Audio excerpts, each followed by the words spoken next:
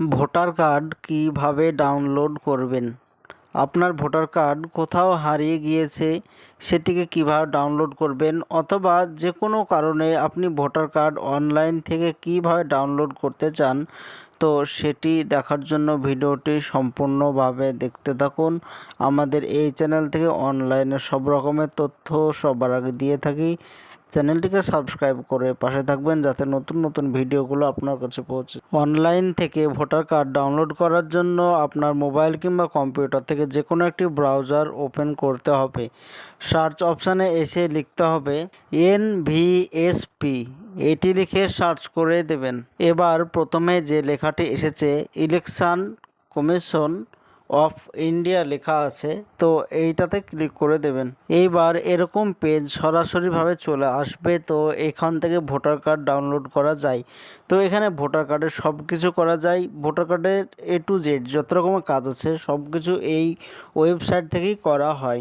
তো voter card download করার জন্য প্রথমে আপনাকে এই পেজে লগ ইন করতে হবে।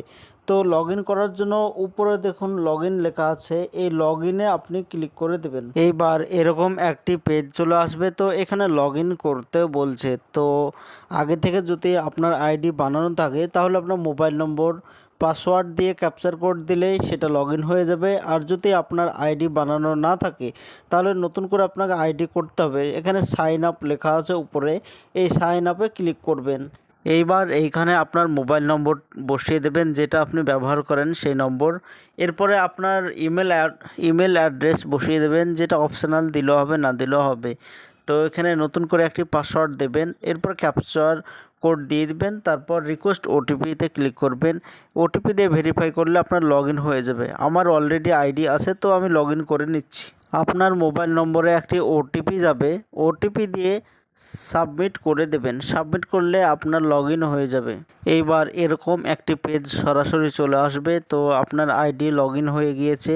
তো ভোটার কার্ড ডাউনলোড করার জন্য এই পারে লেখা আছে ইপিক ডাউনলোড, এই পারে দেখতে পাচ্ছেন। তো এইটাতে আপনি ক্লিক করে দেবেন। এইবার এরকম একটি পেজ চলে আসবে। তো এখানে ইপিক নম্বর চাইছে।